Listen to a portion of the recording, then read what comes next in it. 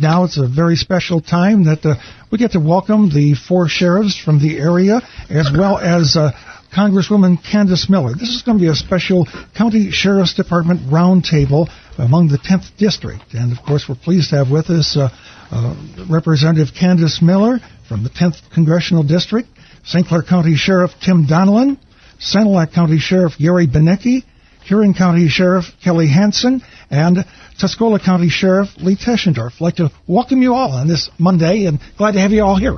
Thanks so much, Bob. Good morning. Well, okay, I guess first of all, Representative Candice Miller, maybe you can give us a few remarks regarding the importance of local and federal cooperation. Thanks, Bob, and I really appreciate you hosting this very unique forum this morning, which I think is going to be very informative for folks in the Thumb as they really understand, which they already do, but really reinforcing to them what an incredible team we have in the Thumb as far as law enforcement and first responders and keeping our borders secure and keeping our communities safe.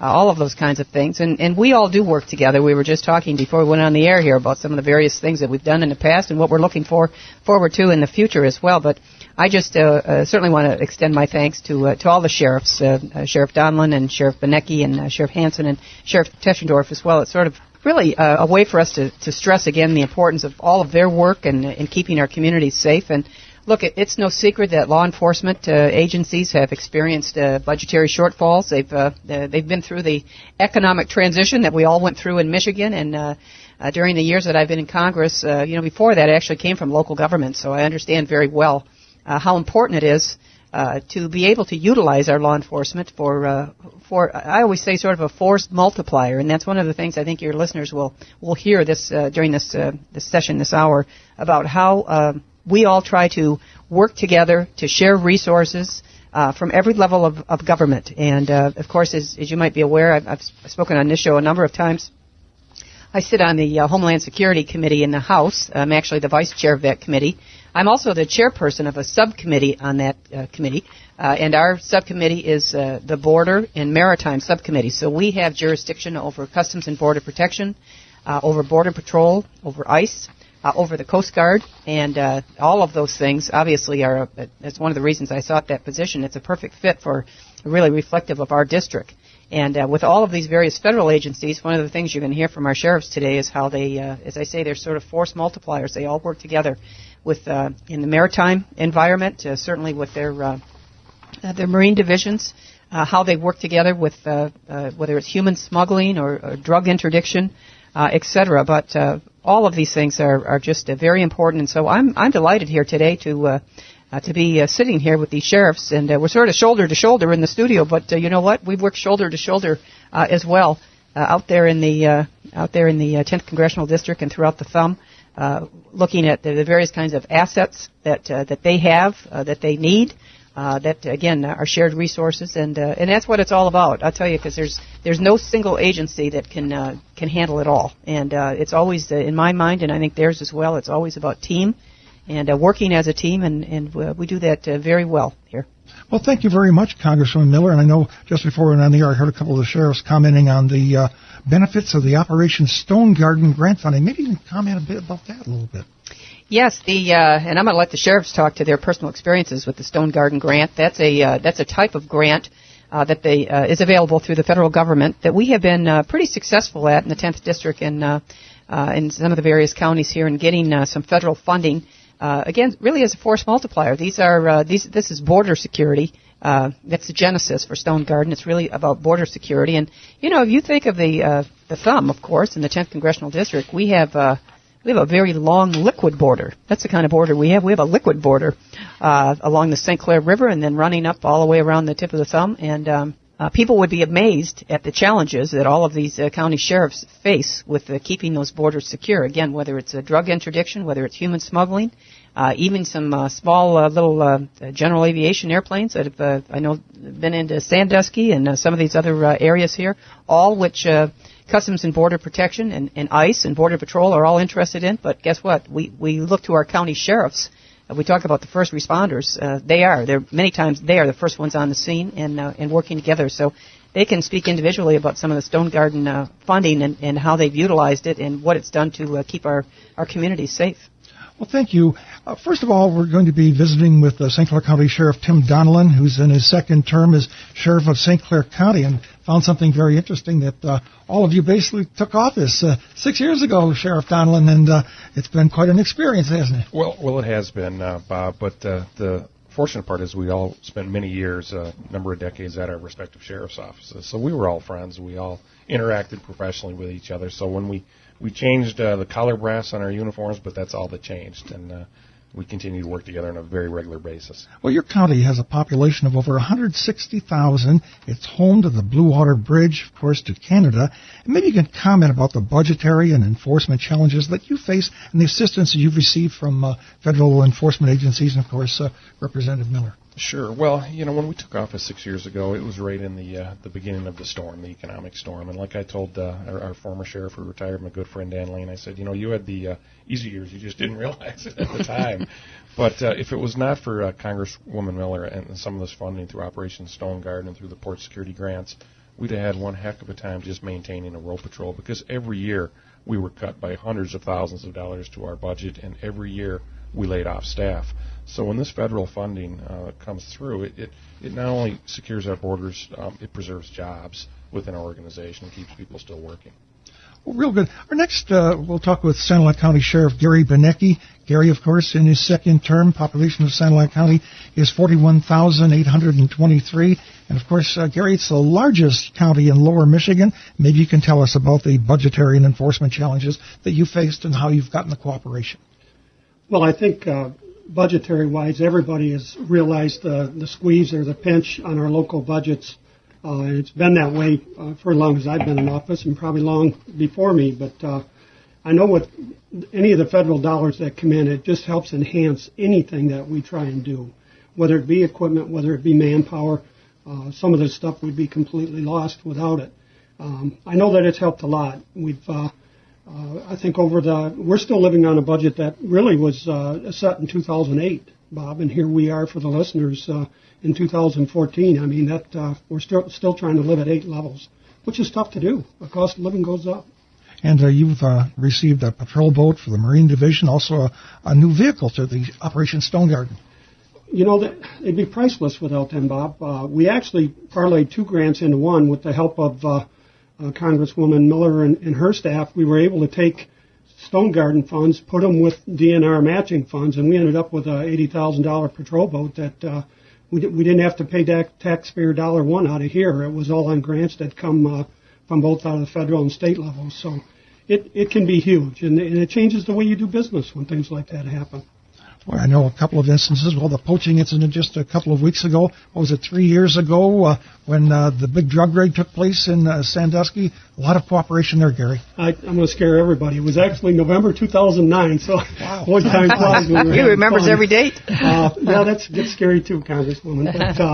But, look how fast that happened. I mean, it was just a change in direction. Everything ended up here, and yet I can't fathom the equipment that's used on the federal level, because here we had a gentleman sitting at Edwards Air Force Base telling my patrol unit which corners to turn at and where exactly the bad guys were abandoning their vehicle. And, of course, as it proved out later, it was the single largest confiscation of ecstasy in United States history. So it was huge.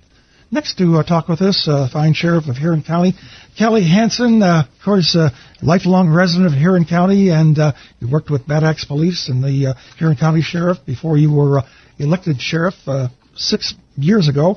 Has being a sheriff everything you thought it was good? You had any surprises, Kelly, at all? Surprises almost every day, Bob. Maybe if I could get by the politics end of it, it'd be a lot better, but for the most part, it's still rewarding, and I still believe in what I've done. And as far as budgetary and enforcement challenges that you faced and how the federal government and Representative Miller have cooperated, how's that affected Huron County, Kelly? We've benefited greatly. Since 2009, we've probably received, and not all federal dollars, close to $1 million in some type of a grant of some form. The majority of that's all been federal money. I don't know exactly how much, but the majority has. We've got 100 or just about 95 miles of shoreline up in Huron County. The Marine Division, when I took over, was aging. We updated one of the patrol boats to a 30-foot boat.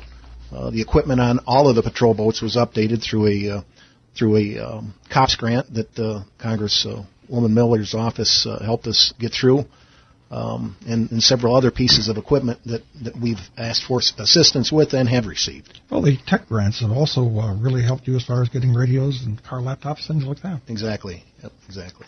Next, our guest is Tuscola County Sheriff Lee Teschendorf, serving his second term, and of course, Tuscola County's population is over 54,000 residents, and maybe you can comment on your budgetary and enforcement challenges that you faced, Lee, over the years. I know you've been associated with the Tuscola Sheriff's Department probably over 25 years?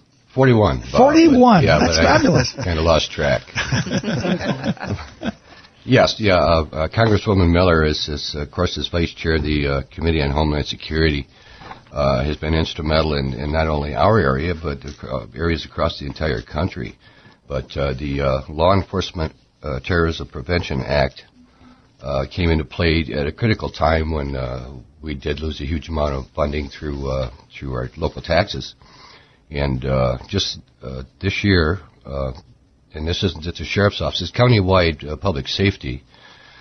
We've obtained $23,600 worth of equipment, radio updates, modems, MDTs, or mobile desktops for the patrol cars for all the county law enforcement. And since 2009, Tuscola County has received a little over $145,000 in these LETPA grants to help benefit and support countywide emergency services. So, Congressman Miller, I guess we can ascertain from the statements of the various county sheriffs that drug enforcement, also Homeland Security, and getting grants that help with equipment have sort of been a common thing, and I guess you put everything all together, and you can help all four sheriffs at the same time, almost. Well, and they help one another. And, you know, if there's one thing that the country actually learned after 9/11, it was that interoperability, the ability to communicate with one another, is absolutely key. It's absolutely critical. And it's also, as the 9/11 Commission recommendation said, we had to really move from the need to know information to the need to share information. And that all feeds into this whole interoperability equation. And so the foundation of all of that, of course, is making sure that you have the right radios, that the law enforcement that are in the patrol cars or wherever they are, that they have the ability to talk to one another, and again, just to communicate with each other. And so these COPS tech grants that all the various sheriffs are talking about here with the equipment to upgrade their radio towers and their radios, et cetera, is sort of a fundamental foundation for their everyday job, I think. And again, I share a real passion with all of them to make sure that when something is happening, not only that you're able to assess the threat, really get out ahead of it, that you can respond to and react to the threat at a critical time. And again, that's how being able to communicate, you just can't, you can hardly put a price on it, because let's just face it, if you can't communicate, you probably aren't going to be able to stop the bad guys. Sheriff Donlin, any comments that you'd like to make? Well, absolutely. When I think of St. Clair County, we've got 110 miles of international border, 2 international bridges, multiple ferry crossings. So when you have that, there's a lot of jurisdictional crossover. You have U.S. Customs, U.S. Border Patrol. There's about 300 customs officers. There's another almost 100 Border Patrol agents. You have the Michigan State Police, all of the city municipalities. We're all trying to do the same mission. We all overlap each other. And if you can't communicate, you're going to have chaos. Nothing's going to get accomplished. So that communication, like Congresswoman Miller said, it's absolutely utmost importance. Sheriff Benicki, your comments. Well, I think Sheriff Donlin's right on.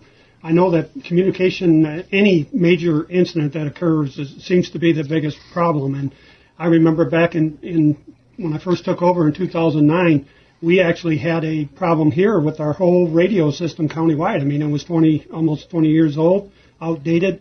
And through Congresswoman Miller's office, we actually, she obtained over $200,000 that year. Just that alone allowed us to microlink or microwave our signals, which started there, and then we expanded out, of course, with our own millages to help improve on all this. But we'd have never functioned without the assistance, her office, and some of these federal dollars and how they come back. Kelly, any comments you have? Well, I mean, everybody being on the same page certainly is required in order to solve a problem or to be able to deal with a situation. So we've all been talking about that, and we have that ability to communicate amongst ourselves, more so open lines of communication with, the Congresswoman's office in order to address issues we may have on the federal side of things. And Lee, your comments. Well, just that they learned a huge lesson at 9/11 with the multiple agencies responding to that horrible disaster. They couldn't communicate with each other. They couldn't coordinate. They couldn't cooperate.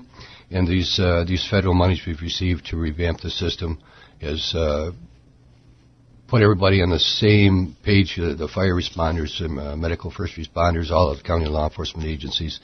When a situation occurs, we're all able to be contact each other at the same time on the same radio channels, and it takes a lot of the confusion and coordination out of the issue. One of the things I'd like folks to know about is how all of us feel very strongly about northern border security. And, in the United States Congress, particularly on the Homeland Security Committee, as you might imagine, we spend an awful lot of time talking about our southern border. And believe me, I am fully cognizant and very, very aware of the challenges that are faced by county sheriffs along the southern border of our nation. We've had some of the ranchers come in to testify before our committee. We talked to folks about at the CBP about certainly the challenges that they are now facing with these unaccompanied children coming across the southern border, and various things that are happening there. However, on the northern border, we also have very unique dynamics. And as people have just heard here today, and sometimes we don't think about them, but the very long liquid border that we have, the kinds of drug interdiction or human smuggling that are taking place along our northern border, the kinds of infrastructure even that we have here. For instance, the Blue Water Bridge in St. Clair County, right at the mouth of the river there, is the second busiest commercial artery on the northern tier of our entire nation, and actually the only one where you can transit hazardous material. You can't take hazmat across the Ambassador Bridge. And then running right under the Blue Water Bridge, we have the Canadian National, the CN Rail Tunnel, that comes through there. They have also done a number of kinds of things to make sure that all the rail cars that are coming through there are properly screened. And sometimes you see some of these photos that they take, and there's all kinds of things that should not be there that they're able to get. And also one other thing, we work very closely with Selfridge Air National Guard Base, which is sort of a regional headquarters for Northern Border Security. Over the last number of years, we've stood up what we call the Great Lakes branch of the Northern Border Wing. This is an air and marine wing where there's a lot of personnel, CBP personnel, and Border Patrol as well. There's air assets, both fixed wings and rotor. There's water assets. And also on Selfridge is Air Station Detroit, which is a Coast Guard air station. Now, I sort of tell you that because with all of these things, and they have what is known as an operational integration center there, which is sort of fed by all the stakeholders of the various kinds, again, possible threats along the northern border, and then how do you get a product out into the hands of the brave men and women that are out on the front lines to actually react to a threat. And the thing that's happening, as we've been successful in some sectors, we keep pushing activity to the north. So all of these county sheriffs that are here are now dealing with actually an increase of activity with all kinds of things. Again, in the water, in the maritime environment, whether people are running drugs or people. I mentioned a little bit earlier about general aviation, some of these small aircraft. I know there was an incident in Sheriff Benecki's county here. I forget when. He'll probably know the exact date. I forget when. With some that were coming into Sandusky Airport here and running drugs, etc. And so that's, when some of these incidents are happening, they're not calling perhaps the Customs and Border Patrol or the protection. They're calling the county sheriff. They're looking for their Marine Division and eyes and ears. And one thing that I have learned over many years, and particularly I see this at the federal level, when we look at some of the federal agencies and how we anticipate them reacting, one thing about the street talks. And who's on the street? It's the local law enforcement. They're there. They hear things. They hear intelligence. They're gathering intelligence, or they see different things that look, maybe nefarious to them way before a federal agency will. So all of that, as I say, is a way that we have to all work together to protect the northern border, and particularly, I'm not being alarmist. I'm just saying, how do we make sure we keep our community safe and clean from drugs and human smuggling and these kinds of things? Seems like the Selfridge Air National Base has been on the chopping block basically ever since the Obama administration took over, and you've been successful so far from stopping these massive cuts, Candice. So far, fingers crossed. Of course, it's only one budget at a time, 1 year at a time. But yes, the president's proposals have actually called for elimination of the A-10s. This is the fighter squadron that they're the 127th is there, and of course there's A-10s throughout the inventory domestically all over the country, and they have been used incredibly effectively in theater, both in Afghanistan and Iraq.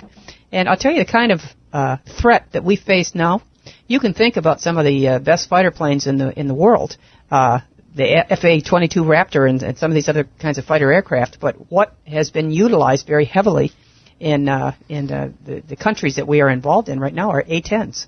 As I say, they've been very effective. So it's not just me. A-10s have a very supportive constituency throughout Congress, and in this last time, the Miller Amendment, which was to keep the A-10s flying, we got over I forget exactly the number, it was over 300 votes in the House, and then of course it passed in the Senate as well. But Selfridge, really, as I say, not only because the Air National Guard is there, but it is unique in the national domestic inventory of facilities, because almost every type of every branch of the military is represented there in some way. And of course, you need to have a population hub to be able to attract reservists to the various components, so that they have a place to train. And that has all worked out very well. But I think all of the county sheriffs will tell you as well that they've been able to utilize some of the things that are happening at Selfridge. Again, if you just think about Air Station Detroit, the Coast Guard station, those Coast Guard helicopters are flying over Huron County, they're flying over Sanilac County.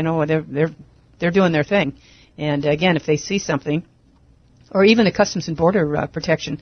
I think it was Sheriff Benecki that was just mentioning about the CBP was flying over on a regular patrol, and they saw a bunch of poachers, and they just happened to see them and radio them in. So I'll let Sheriff Benecki talk about that one. Right in the act. Well, one thing, our citizens of Sanilac County just renewed the Drug Task Force millage, and the Drug Task Force personnel going out talking to the various council members and to the public. And Gary, you can interject to this too. You mentioned things coming from the south, and that heroin problem, Gary, was a big problem coming from Detroit, and that's what they tried to counteract. You're right on, Bob. We've slowly seen it creep right up into Sanilac County. When I look at methamphetamine, we really have been fortunate and have not seen it. I thought of it as a donut hole for a while. We were seeing it in the counties around us, but not here. And then lo and behold, we had two of them this summer now, where we had mobile meth labs right in the front seat of the vehicle right downtown Sandusky here. But, the boots on the ground goes back to the Congresswoman again. I think she's exactly right. You hear things, you see things, and you're able to get out there and get after it, and hopefully we'll continue to keep a handle on this. Now we have some individual questions that we'll ask the various sheriffs. And first of all, Tuscola County Sheriff Lee Teschendorf. Tuscola County added to Congresswoman Miller's District 2 2 years ago. How has that change impacted your county? And what has been your relationship with Congresswoman Miller and the federal agencies? Congresswoman Miller and her representatives have had a constant presence in the county, and her ideas fit a lot more with the demographics of our county than the former representation that we had. We really appreciate her work and the work of her assistants, and I've never, ever contacted any of them and not been helped or aided by getting my questions answered or problems resolved. How often do your offices communicate, Lee, with the Congressman's office and with each other? Oh, I'm going to say about almost monthly. I'm running into the Congresswoman or one of her local aides. It's heartwarming to know that there's that much interest shown in the area. Well, drug crimes and smuggling are a major issue along our international border. We've talked about that. What assurances do you give your constituencies that you are working to address it? Well, we do have our local thumb narcotics unit, and once again, we're underfunded. We could use more people in that effort. But fortunately, we do have a Border Patrol agent assigned to that through the help of Congresswoman Miller's office to help bolster the staffing there a little bit, be a little more effective. Well, with the world's attention on terrorism, it seems to be in the minds of the entire country. As our county that's very close to the border, and I know around the Sebring area there is water, and what preventative measures are you taking? Well, we haven't experienced a lot of problem with the water issue. We only have about 15 miles of shoreline, which is very small compared to the other 3 county sheriffs here. But we do rely on them to provide us with assistance should we have an issue with manpower and boats that they have greater access to than I do. Well, we'll talk to Sheriff Kelly Hansen for a second. I understand that you've had issues in transporting illegal aliens, the federal agencies, after you've apprehended in Huron County. Is this still an issue for you, Kelly? It's not. It's not an issue. It became an issue after it was a plan had been brought in. It became an issue again when we reached out back to the Congresswoman's office there, and we were able to solve it. It's hard to be able to have somebody tell you over the phone, the individual that you have in custody with you right now isn't illegal, but we were unable to come and get them, so tell them to go back to Mexico. That was an unacceptable answer early on, and it was unacceptable here a couple of years ago, but that was remedied again through the assistance of the Congresswoman's office. And so you're saying your current relationships with federal agencies are probably best ever, maybe? Well, especially with the Border Patrol, they're actually riding with us on scheduled shifts in our patrol cars.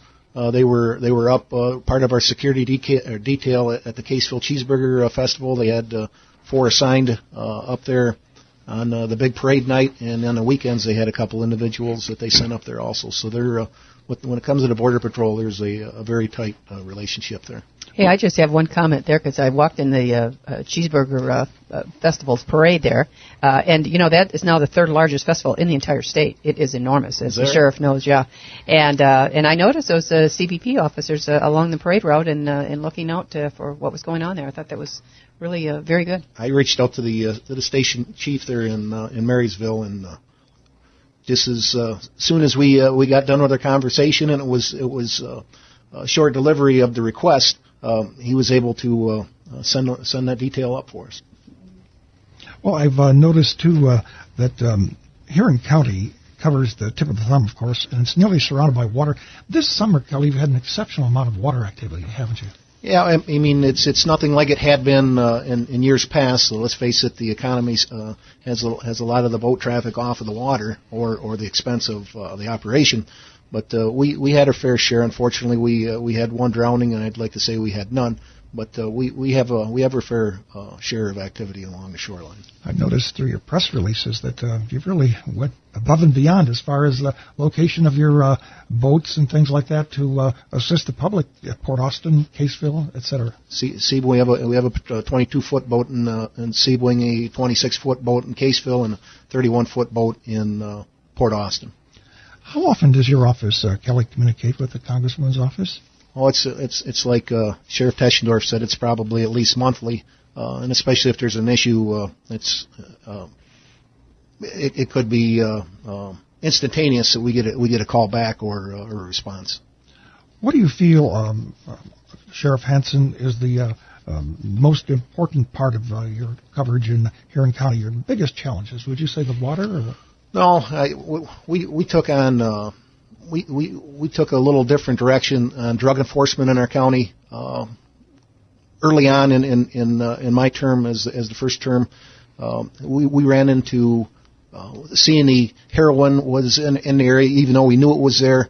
We just took an initiative. We're not part of a drug unit. We do this all on our own with the assistance of the local agencies, and I've reached out to Sanilac County and St. Clair County for assistance. As well as Tuscola, but we had a major epidemic with bath salts. We took that on, and we went through.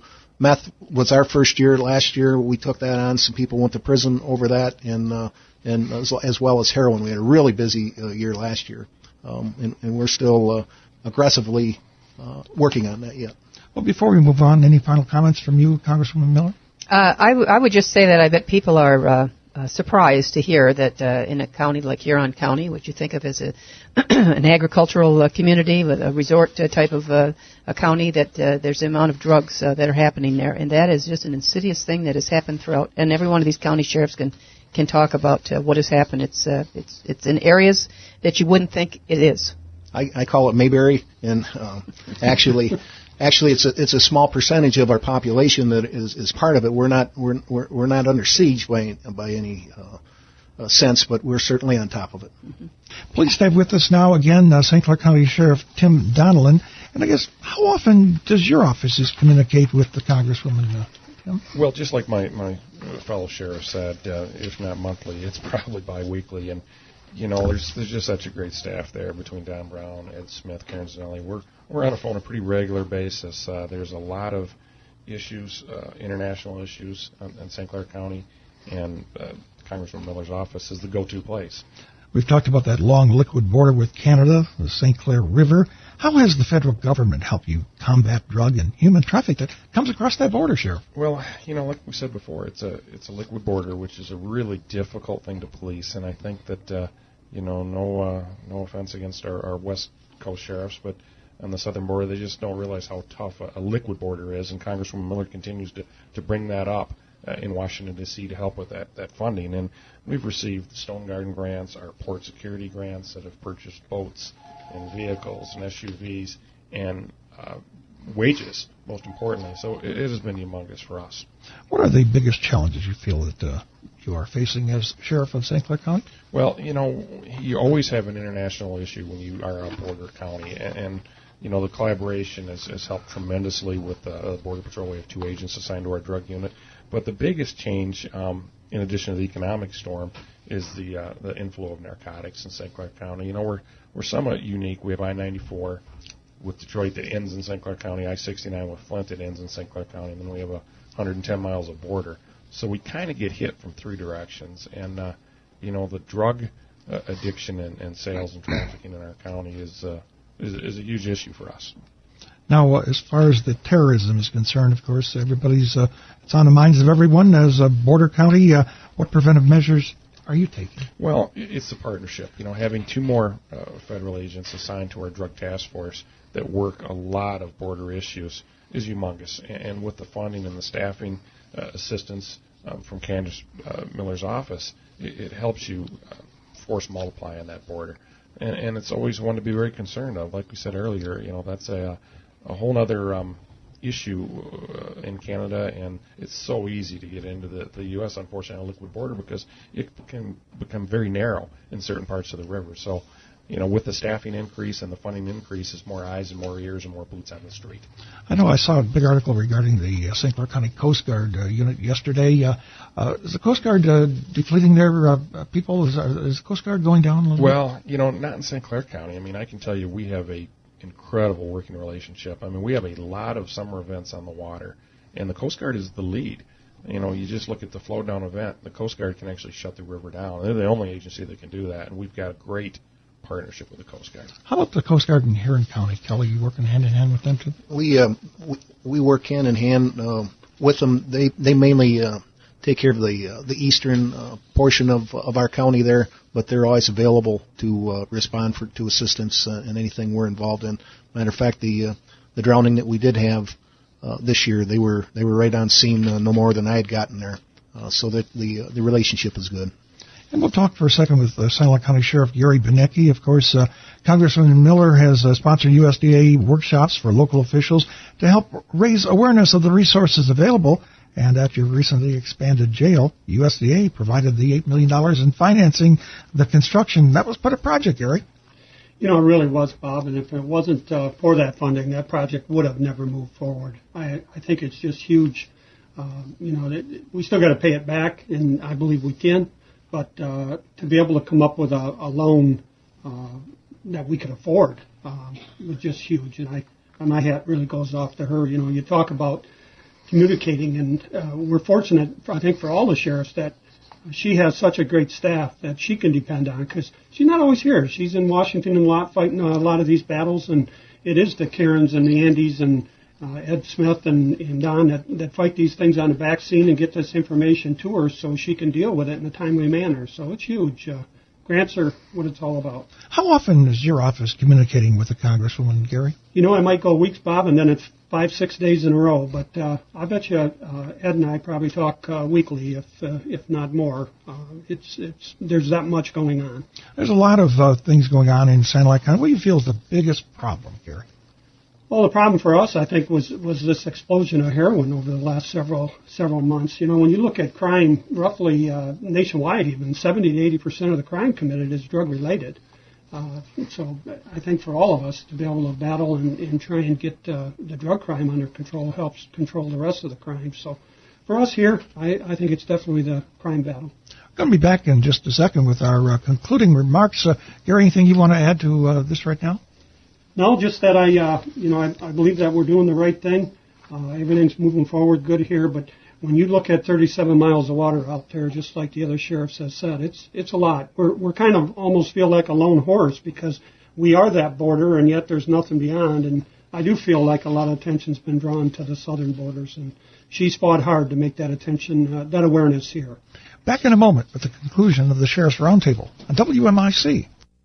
And back we are. I guess first of all we'll talk to Sheriff Teschendorf. I know the water is not the biggest problem for you. I was just thinking about as far as the drugs, Bay City, Saginaw, Flint, that area, is that the biggest problem that brings in the drugs and heroin to Tuscola County?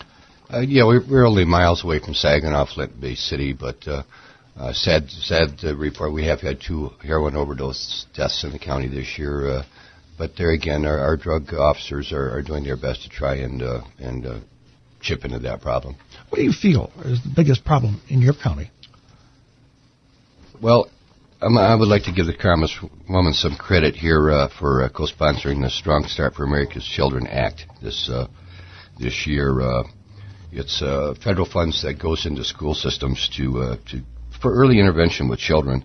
And there's lots of statistics, but I'm just going to refer to a preschool program that in Michigan here. By age 40, participants in this program were 46% less likely to have been sentenced to prison or jail and had a 44% increase in graduation rates. So this early intervention stuff is invaluable, and she deserves a great deal of credit for co-sponsoring that, to keep that federal funding going for these early intervention programs. That's something we really haven't talked about a whole lot, is what can we do to prevent crime and things like that. I know we're dealing with the issue so much. Any other comments on that, Sheriff Teschendorf? Well, just that these funds, the earlier you can get kids started on the right track, the less likely they are to end up in our jails or in state or federal prisons. And I think it's money well spent in prevention efforts. And I know Kelly and Gary, I think you both have Safetyville that really gets the kids off on the right start. Anybody want to comment on that? We've had that program around since when I started at the sheriff's office in the early '80s. That was going, and I always hear comments about how important it is, and we've kept it going. Did some updates with it, and I believe it is an important program to continue. Gary, your comments on Safetyville? Oh, if it's not broke, don't try and fix it. We copied from Huron County, and actually they came down for several years until it kind of got overwhelming for them. And thanks to a grant here again, we had a local Mother Goose nursery school that was closing, and they ended up donating the funds to set up not only Safetyville, but all the equipment and all the materials used in teaching, and we do it every year. I think it's huge. Now, the DARE program, of course, it exists in Sanilac County, Gary, and then maybe I'll have the other sheriffs talk about it, too. Well, DARE is huge. I agree with Sheriff Teschendorf on that point with kids. If we don't get at them young enough, we're not going to stop it. And I think if we can, it helps. DARE, I think, helps. It does so much more. I don't know why we call it DARE anymore, but they teach bullying, how to help prevent with the bullying, and peer pressure, how to deal with it. For these young kids nowadays, your 5th, 6th, 7th, 8th graders are under a tremendous amount of pressure to do the right thing, and that's where I think DARE comes in. Sheriff Donlin? Well, we've had an officer assigned as a school resource officer for the Anchor Bay schools. We contract with the city of Algonac, and we provide some DARE in those locations. Unfortunately, as the budgets have cut over the years and we've lost positions, we're not providing it on the huge level that we used to with 16, 17 schools. That has fallen somewhat away, and our full-time DARE officer retired last year. We still have DARE qualified officers, again, like our school resource, but it was, one of the unfortunate things with the budget crisis. Kelly, as far as your programs? We don't have DARE, but we have a Kids Against Drugs program, CAD it's called, and we also speak to high schoolers about the, impaired driving and the use of alcohol, drugs, and prescription pills. Alcohol enforcement, Sheriff Teschendorf, that's probably a big project in Tuscola County, too. Alcohol enforcement's always been a huge. Unfortunately, we've had some cutbacks in our road patrol staffing due to budgetary issues, and unfortunately this year I have seen a slight increase in drunk driving-related fatalities and accidents.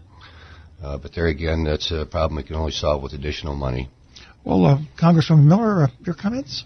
Well, it's interesting, again, I think for folks listening to this show about the influx and the relatively new dynamics that all of these county sheriffs are dealing with these drugs, with heroin. I mean, you used to think about heroin as an inner city drug, let's face it, right?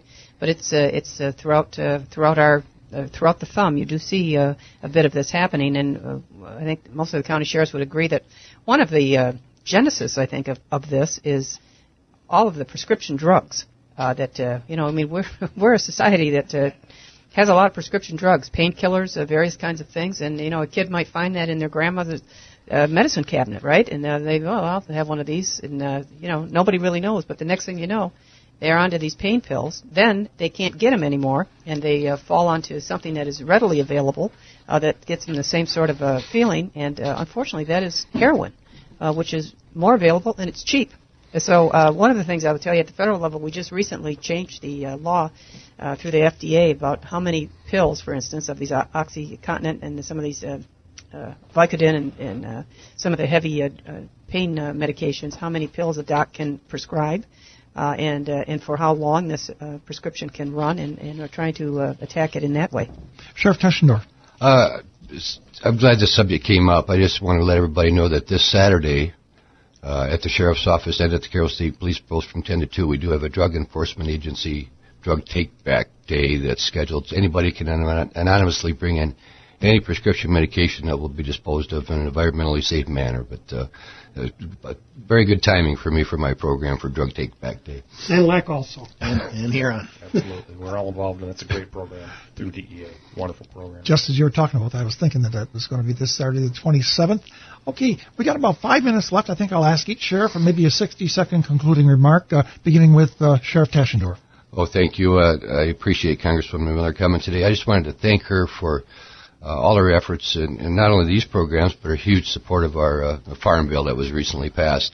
We're all very dependent on agriculture in our economical base here, and she is very instrumental in finally getting that bill off the dime and getting it passed to support our local agricultural efforts. And Sheriff Benicki?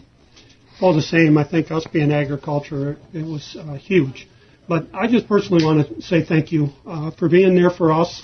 I know that, political battles, whether on the local level or on the national level, are huge. But I know that I sleep a little better at night knowing she's there in the trenches for us each and every day. So thank you. Sheriff Donnelly. Well, I'll tell you, when you look at our district here, we're a lot of other sheriffs are jealous of us because, we've got Congresswoman Miller who carries a big stick in Washington, D.C. and gets it done for us. When you talk about these committees that she's on with the border security, that translates into safer counties in southeast Michigan and the thumb, and that's just huge. We're very fortunate, us sheriffs, and we know how lucky we are, let me tell you.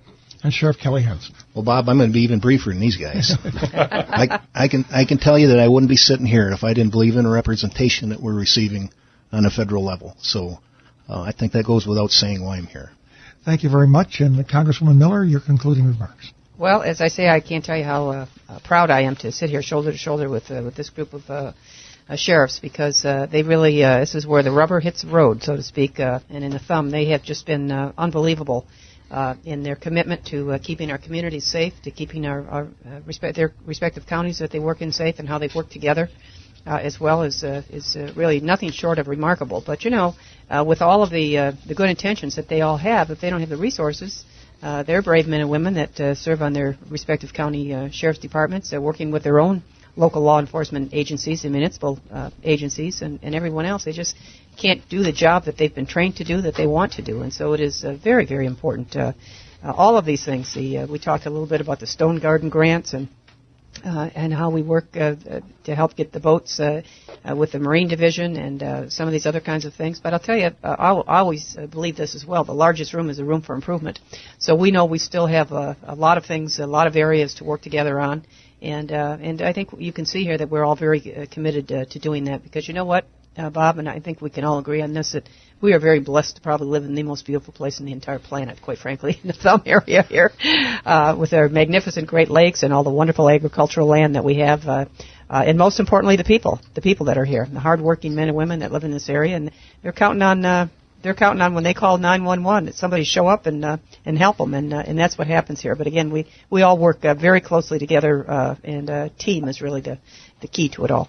Thank you very much. You've been listening to a special 10th District County Sheriff's Department Roundtable with Representative Candice Miller and the Sheriffs of St. Clair County, Tim Donellan, Sanilac County Sheriff Gary Benicki, Tuscola County Sheriff Lee Teschendorf, and Huron County Sheriff Kelly Hansen.